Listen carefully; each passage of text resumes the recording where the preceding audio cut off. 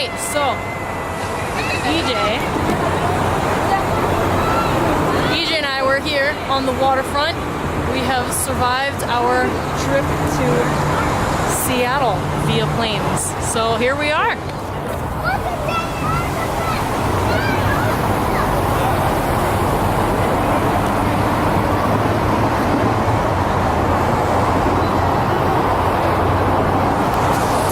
So today we're just adventuring, kind of wandering around, stumbling across a lot of the things that we were already planning on doing anyway. This Ferris wheel was one of them. So we'll see what happens. There's a pigeon!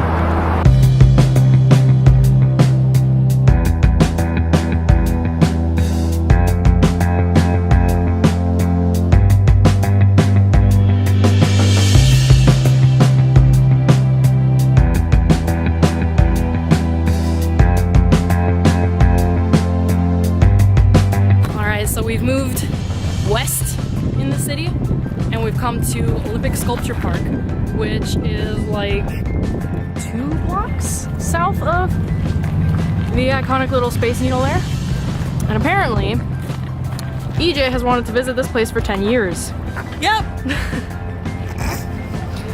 Because of a project she did in French class. Well, I decided I wanted to move to Seattle when I was in like 6th grade or something stupid. And it's gonna get 16 acres square downtown somewhere, because clearly there's that much space downtown. It was 4 square acre hedge maze. And I had 42 dogs I planned on getting, not all at once, little by little. I have all the breeds and names all lined out, and I made a floor plan for exactly what my house is gonna look like. And this is gonna be in this Seattle, Washington. And that was my plan. And I thought about that for years, and then a few years later down the road for my first French class, we would do a project on like place you want to go, and I was like, Seattle! So I had to write about the sculpture park, and ever since then I've wanted to come here really, really badly, so now we're finally here. And it's very pretty, and it's got that really nice view over there of, I believe that's the Sound. That view! So next we're probably gonna make our way to that pointy building in the distance.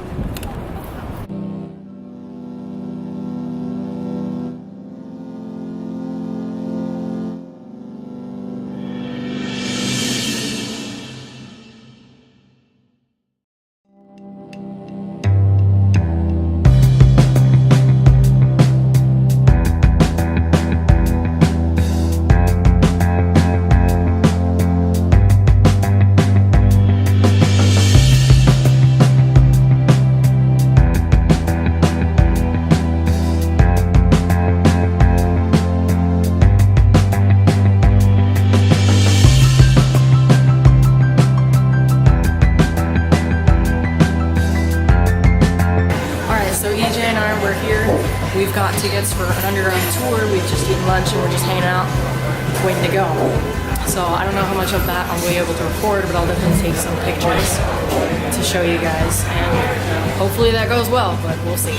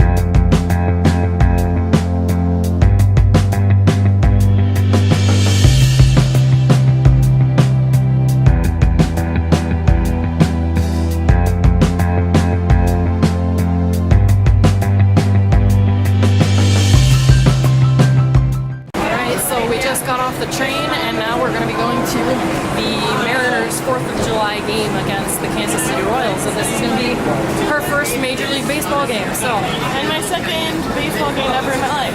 so it should be fun.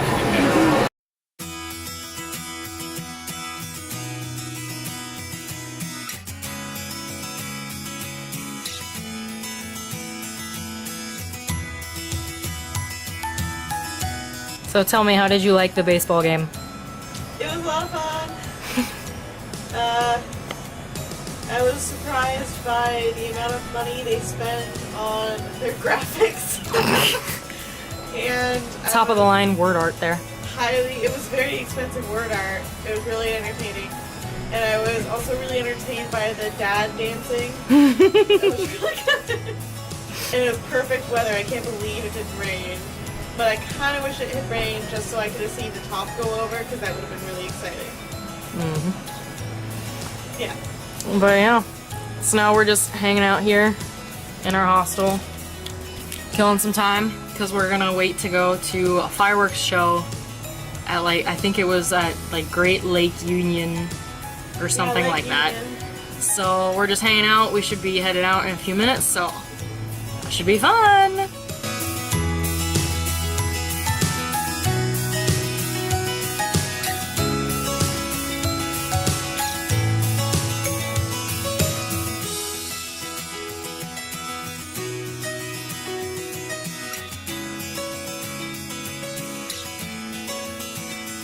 Are you ready?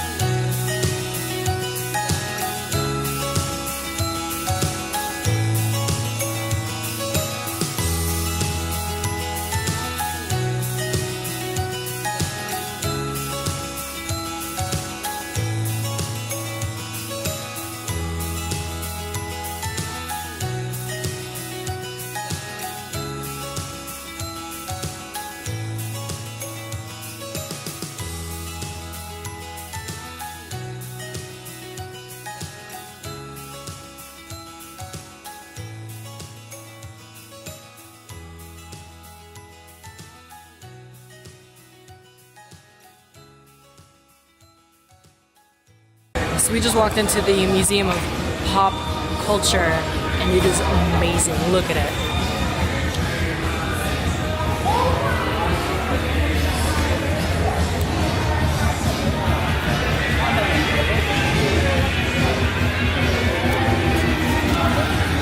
This is gonna be great.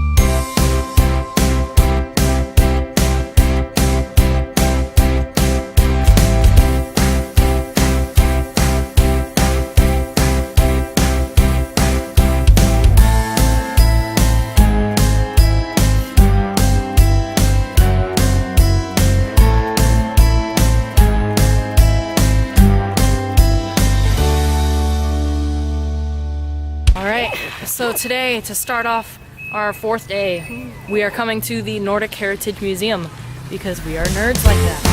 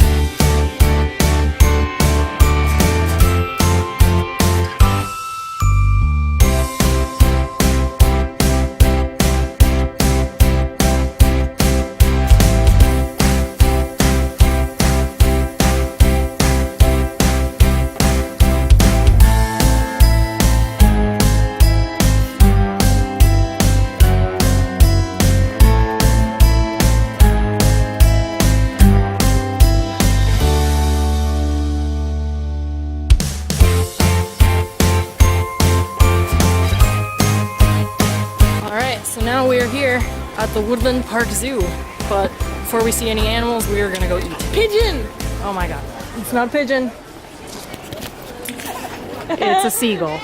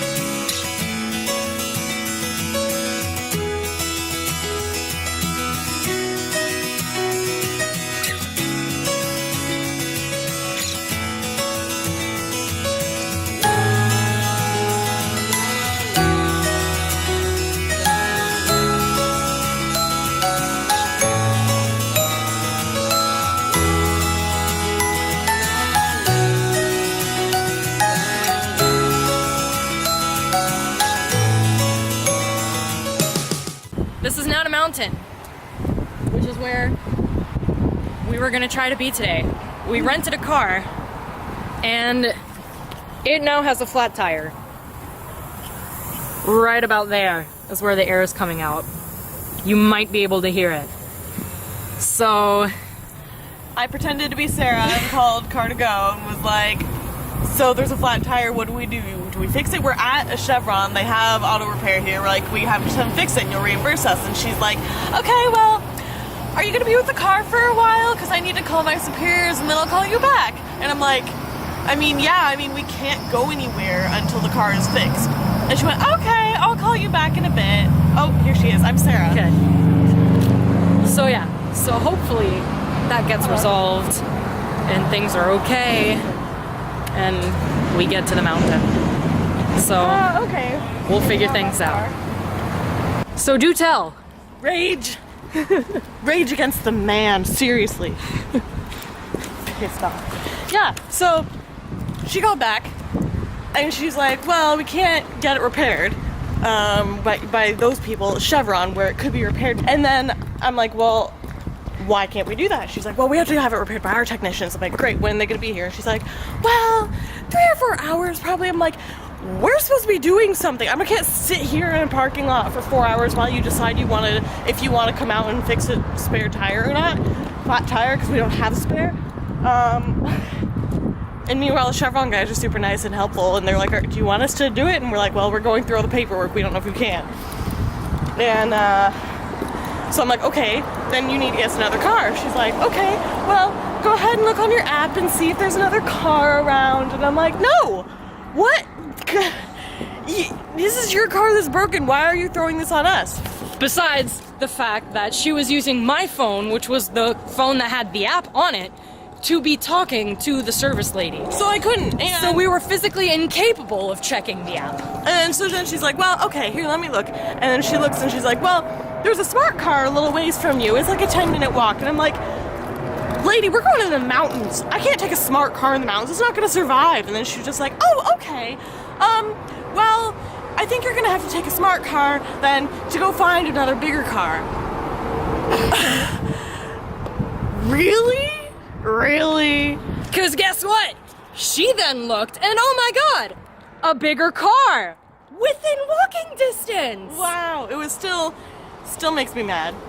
Because they couldn't send out anybody to help. Like, if we'd actually been stranded, it would have been hours before anybody decided to do anything. But I suppose that's somewhat normal with most things. It's usually a couple hours probably for them to respond. It's just that we're not even in the middle of nowhere. We're in Seattle. There's nobody in Seattle? Are you sure? Okay. So, at least she said it's possible we might get reimbursed for that first trip. Maybe. She put in a request, but she said she can't guarantee because it's not up to her. And I'm like, okay, well, I recognize you're powerless little peasant, but I don't appreciate your bosses at all. So this adventure's off to a great start. I'm a little angry. Yay!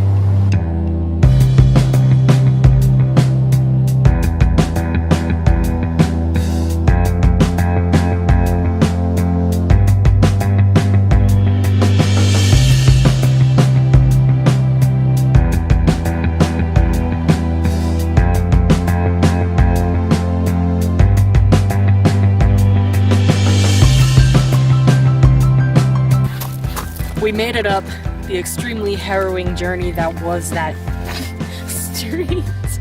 Part of the road just disappeared, and then we went, oh, I think it washed out. Yeah, there were huge potholes, and so we were weaving and going like 2 miles per hour over them. But we're here! Yay! We're climbing that mountain, which you cannot see for the trees. We'll check. But it exists. So we're gonna stop off at the little trailhead restroom here and then head on up.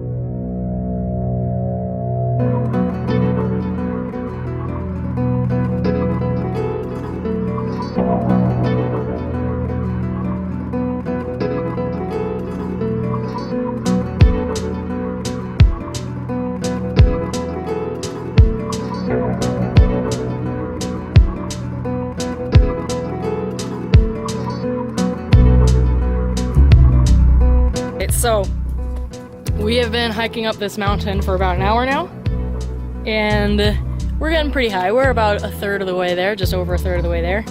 And we've gotten to the point where the elevation is high enough where the snow is still there. And she is freaking out about it. I don't understand. It's hot out, I'm sweaty, it's not cold. It's in sunlight. I don't understand, why is there snow? So this has been a fun experience so far. Sense. Because elevation is a weird concept that doesn't make any sense. It doesn't change the temperature. And at a certain temperature, guess what? Water melts. Snow melts. I don't understand. Elevation, it does this in temperature. I don't get it. Science. I don't get it. I don't get it.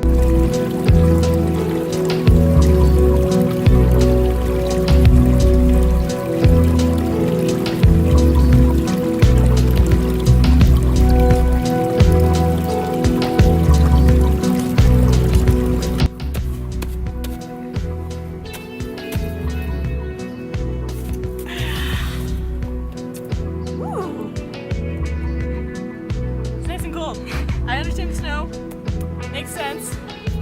I got the concept. It's not that it's too hot for snow, it's that it is melting just slowly. So I get it. She can learn! Hey!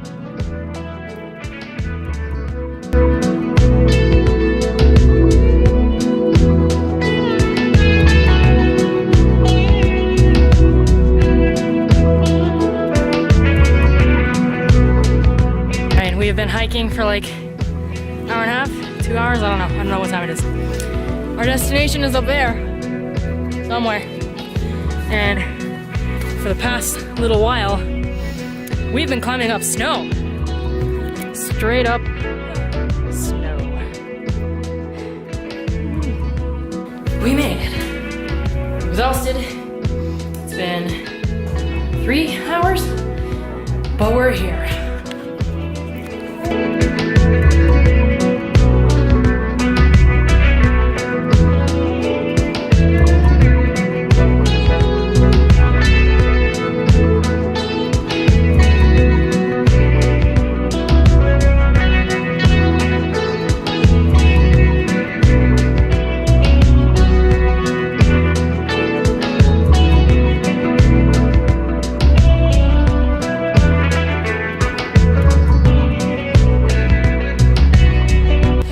We made it down the mountain with only the minorest of injuries.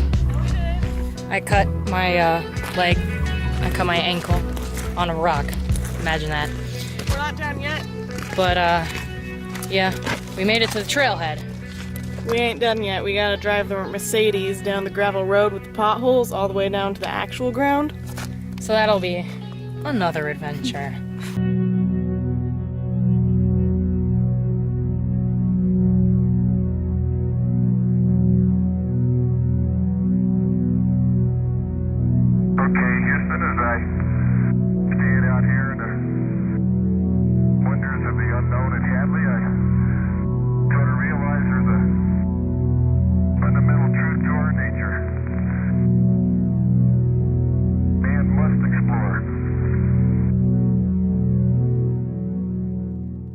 You might notice I'm in an airport.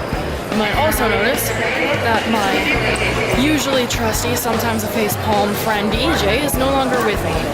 That's because the Seattle leg of our adventure is over. I'm on my way home, she's on her way to another adventure in South Korea. So this is it for this one, so I hope you've enjoyed kind of coming along with me.